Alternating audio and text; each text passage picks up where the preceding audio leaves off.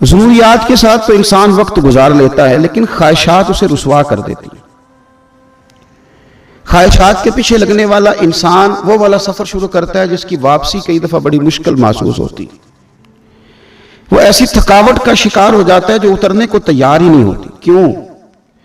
اس لیے کہ نفس بچے کی طرح ہوتا ہے، آپ اس کی ایک خواہش پوری کرتے ہیں، یہ دوسری طلب کرتا ہے، آپ دوسری خواہش پوری کرتے ہیں، یہ تیسری طلب کرتا ہے، پھر یہ اس ضدی بچے کی طرح ہو جاتا ہے جو آپ کی بات ماننے کو تیار نہیں ہوتا، بلکہ اس کی ضد جائز ہو یا ناجائز ہو وہ صرف اپنی ہی ضد منوانے پہ تیار ہوتا ہے۔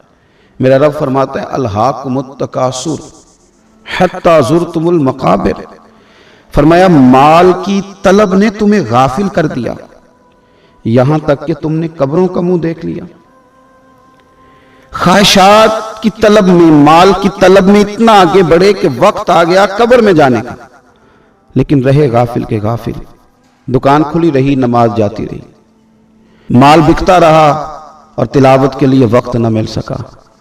انسان اپنے روزمرہ کے معاملات کو، دوستوں کو تو وقت دیتا رہا، خواہشات تو پوری ہم کرتے رہے، لیکن جو ہمارے ذمہ حقوق لگائے گئے تھے وہ پیچھے رہ گئے۔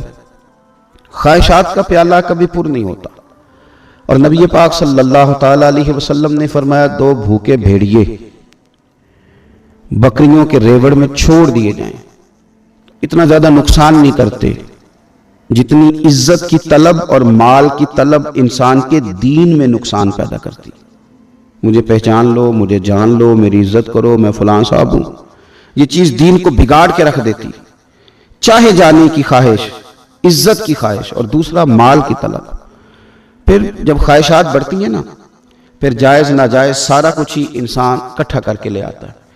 تو اپنی خواہشات کو اگر کنٹرول میں رکھا جائے اور زندگی کو ضروریات کے ساتھ وابستہ کیا جائے، خواہشات کے ساتھ نہیں، تو پھر کئی دفعہ ایسا ہوتا ہے کہ کچھ لوگ 40 سال نہیں 10 سال بھی پردیس میں لگائیں تو گزارا چل جاتا ہے۔ اگر ہم اپنی خواہشات کو کنٹرول کر لیں اور ضروریات سے وابستہ ہو جائیں تو ہو سکتا ہے ہمارے والد کو اوور ٹائم نہ لگانا پڑے۔ اگر ہم خواہشات کو تھوڑا کنٹرول کریں، ضروریات کے ساتھ وابستہ ہو جائیں تو ہو سکتا ہے ہمارا بھائی پردیس میں نہ رہے، واپس آ جائے۔ خواہشات کا گھوڑا بے لگام ہے، بھرتا ہی نہیں۔ ایک بادشاہ کے بارے میں صوفیاء نے لکھا ہے کہ اس کا یہ دعویٰ تھا کہ میں سب سے طاقتور آدمی ہوں۔ اس کا گھمنڈ توڑنے کے لیے اللہ تبارک و تعالیٰ نے ایک بندوبست کیا۔ وہ گزر رہا تھا تو بہت سارے لوگوں سے کہہ رہا تھا اپنی کوئی خواہش بتاؤ میں پوری کر دوں۔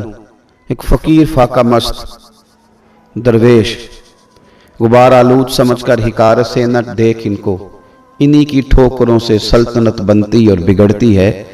وہ بھی بیٹھے تھے، مٹی کا پیالہ لیے، لکڑی کا پیالہ لیے۔ بادشاہ نے کہا بابا کوئی خواہش؟ فرمانے لگے میں نے اپنی خواہشات اپنے رب سے وابستہ کر لی، شام کو کچھ مل جاتا ہے اس پیالے میں ڈالتا ہوں اور میں کھا لیتا ہوں، اللہ تعالیٰ مجھے عافیت عطا کرتا ہے۔ اس نے کہا نہیں میں آپ کی خواہش پوری کروں گا، اور بڑے گھمنڈ میں کہا۔ تو حضرت شیخ نے پیالہ آگے کیا، فرمایا لو کر دو۔ اس کے جیب میں جتنی اشرفیاں تھیں بادشاہ نے ساری نکال کے پیالے کے اندر پھینکی۔ پیالے میں جب وہ اشرفیاں گر رہی تھیں تو ان کے گرنے کی آواز آ رہی تھی۔ آواز تو آئی لیکن اس درویش نے دوبارہ پیالہ آگے کیا تو پیالہ بالکل خالی تھا۔ کہا بادشاہ کچھ ڈال تو صحیح یار۔ اس نے اپنے غلاموں سے کہا لاؤ نا اشرفیاں۔ وہ بھی سارے اشرفیوں کی تھیلیاں لائے۔ بادشاہ مٹھیاں بھر بھر کے ڈالتا، لکڑی کے پیالے سے اشرفیوں کے لگنے کی آواز تو آتی پر وہ جاتی کہاں ہے کچھ سمجھ نہ آتا۔ اب وہ سب لوگوں کے پاس جو تھا وہ سب خالی ہو گیا۔ اب بادشاہ اپنے غرور میں مست تھا، اس نے خزانے سے اشرفیوں کی بوریاں منگا لی، لیکن مٹھیاں بھر بھر کے ڈالتا رہا، پتہ نہیں کہاں جاتی ہیں۔ جب بادشاہ تھکنے لگا، چہرے پر شرمندگی کے آثار ظاہر ہونے لگے، پشیمان ہونے لگا، 2 قدم پیچھے ہٹنے لگا، تو حضرت شیخ نے ہاتھ تھاما، کہا میں نے تجھے کہا تھا نا تو یہ دعویٰ کر، تو یہ دعویٰ نہ کر کہ بتائیں مجھے میرے رب تعالیٰ کے ساتھ وابستہ رہنے دے۔ تو بادشاہ کہنے لگا بابا تو نے تو آج مجھے عجیب پریشان کر دیا، یہ پیالہ ہے کون سا جو بھاری نہیں رہا؟ تو درویش کہنے لگے یہ انسانی خواہشات کا پیالہ ہے، یہ کوئی نہیں بھرا کرتا، نہ کسی بادشاہ کے خزانوں سے بھرتا ہے، نہ کسی ہیرے جواہرات سے بھرتا ہے، کیونکہ ایک خواہش کے بعد دوسری خواہش جنم لیتی ہے، ایک آرزو کے بعد دوسری آرزو۔ آج ہمارے کپڑے پرانے کب ہوتے ہیں، ان کا ڈیزائن ہی تو بدل جاتا ہے۔ آج ہمارے گھروں کے اندر خرچہ مکان بنانے کا نہیں، خرچہ تو تیاری کا ہے، لے کے تو بیٹھ گیا ہمیں وہ ٹیپ ٹاپ جس نے ہمارے اپنے ہم سے جدا رکھے، لیکن ہماری خواہشات مکمل نہ ہو سکیں۔ حضرت سیدنا حذیفہ بن یمان رضی اللہ تعالیٰ عنہ ارشاد فرمایا کرتے تھے، خواہش ایک گھڑی کی ہوتی ہے لیکن بڑے لمبے غم میں مبتلا کر دیتی۔ ایک منٹ کے لیے تو نے خواہش کی تھی لیکن کتنے غم وہ لے آئی، اور اگر تو اس کو کنٹرول کرتا، اس خواہش کو اللہ کی رضا کے لیے چھوڑتا، تو آہستہ آہستہ تیرے لیے وقت گزارنا آسان ہو جاتا۔ مسند امام احمد بن حنبل میں میرے رسول کریم سید عالم صلی اللہ تعالیٰ علیہ وسلم کا فرمان موجود ہے۔ حضور فرماتے ہیں، اس خواہش سے اللہ کی پناہ مانگو جو تمہیں عیب میں ڈال دے۔ اپنی خواہشوں سے پناہ مانگے، حضور فرمایا اس خواہش سے اللہ کی پناہ مانگو جو تمہیں عیب میں ڈال دے۔ ایسی خواہش سے اللہ کی پناہ مانگنا جو ایک خواہش کرو تو پھر دوسری خواہش میں ڈال دے۔ اور حضور فرمانے لگے، بے فائدہ خواہشات سے بھی اللہ کی پناہ مانگنا جو خواہشیں تو ہیں پر تمہارا نفع کوئی نہیں کرتی، نقصان نہیں کرتی۔ 3 چیزوں سے پناہ مانگو، اس خواہش سے جو عیب میں ڈال دے، اور اس خواہش سے جو نئی خواہش میں ڈال دے، اور اس خواہش سے جو کسی فائدے کے بغیر ہی خواہش ہے۔ خواہشات پہ ایک قدم رکھیں۔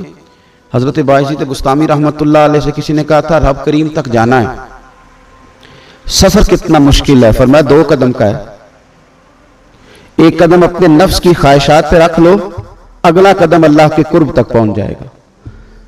لیکن اگر تم چاہو کہ پھر میرا دین جو ہے وہ رب چاہا نہ ہو، من چاہا ہو۔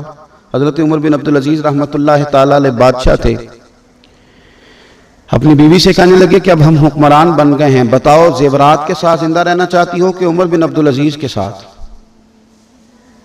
حضور کیا مانا؟ فرمایا اگر تم زیورات میں الجھ جاؤ گی تو نئی سے نئی خواہش کرو گی، پھر میں بھی حلال حرام کی تمیز سے خدا نخواستہ معاذ اللہ کہیں دائیں بائیں نہ ہو جاؤں۔ یہ سب کچھ دے دو اللہ کے راستے میں خیرات کر دے دیا سارا کچھ۔ بادشاہ وقت کے بچوں نے پھٹے کپڑے پہنے، آخری وقت آیا تو بچوں کے ماموں نے آ کے حضرت عمر بن عبدالعزیز سے کہا آپ تو جا رہے ہیں لیکن آپ کے بچوں کے منہ میں تو کھانے کو نوالا کوئی نہیں، ان پہ تو غربت ہے، اور بادشاہ دنیا سے جا رہا اور بچوں کا یہ حال ہے۔ تو حضرت عمر بن عبدالعزیز رحمت اللہ علیہ نے بچوں کو بھی بلا لیا، فرمانے لگے پتر میں نے نہ اپنی خواہشات کو بھی کنٹرول میں رکھنے کی کوشش کی ہے اور تمہاری کو بھی، میں نے نہ تمہیں رزق حلال کھلایا ہے، بس میں نے تمہاری ضروریات پوری کی ہیں، خواہشات پوری نہیں کی، اور میں نے تمہیں تمہارا رزق کھلایا ہے، لوگوں کا چھین کے نہیں کھلایا۔ اس لیے کہ میرے پاس 2 رستے تھے، یا تو میں بہادر ہوتا، دوزخ سے نہ ڈرتا تو حلال حرام جمع کرتا، لیکن میں بزدل نکلا، مجھے جہنم سے ڈر آ گیا، لہذا میں نے خواہشات کو کنٹرول کر لیا اور ایسا کوئی کام نہیں کیا جو میرے اور تمہارے لیے دوزخ کا سامان بنے۔ تو بچے اٹھ کے قریب گئے، شیخ عمر بن عبدالعزیز رحمت اللہ علیہ کا ہاتھ پکڑ کے چوما، کہ حضور ہم پرانے حکمرانوں کے بچوں کو بھی جانتے ہیں، جب وہ گزرتے ہیں تو لوگوں کی ترچھی نظریں ان پر تنقید کے تیر برساتی ہیں، اور آپ کی اولاد جب گلیوں سے گزرتی ہے تو لوگ جب آپ کو دعائیں دیتے ہیں تو محسوس ہوتا ہے ہم بڑے عظیم باپ کے بیٹے۔ ہمیں یہ غربتیں گوارا ہیں، ہمیں اپنی ضروریات کے ساتھ زندہ رہنا، ہم نے بلند و بالا بنگلے تو نہیں بنائے لیکن ہم نے دعائیں بڑی جمع کی ہیں، آپ نے ہمارے لیے ذخیرہ آخرت بڑا اکٹھا کیا ہے۔ تو آج کی اس گفتگو میں جو گزارش آپ سے کی پھر دہراتے ہیں، ضروریات کے ساتھ ضرور وابستہ ہوں، حقوق سارے ادا کریں، لیکن خواہشات کے پیچھے چلو گے تو یہ تھکا دیں گی۔ یہ ایسا جنگل ہے جس میں کوئی رستہ میسر نہیں آئے گا، سڑک نہیں ملے گی، ہو سکتا ہے کسی کونے میں سفر کرنے والے ہلاک ہو جائیں لیکن خواہشات پوری نہ ہوں۔ عرش کا مالک ہماری مدد کرے اور ہمیں اللہ قناعت کی اور توکل کی توفیق عطا فرمائے۔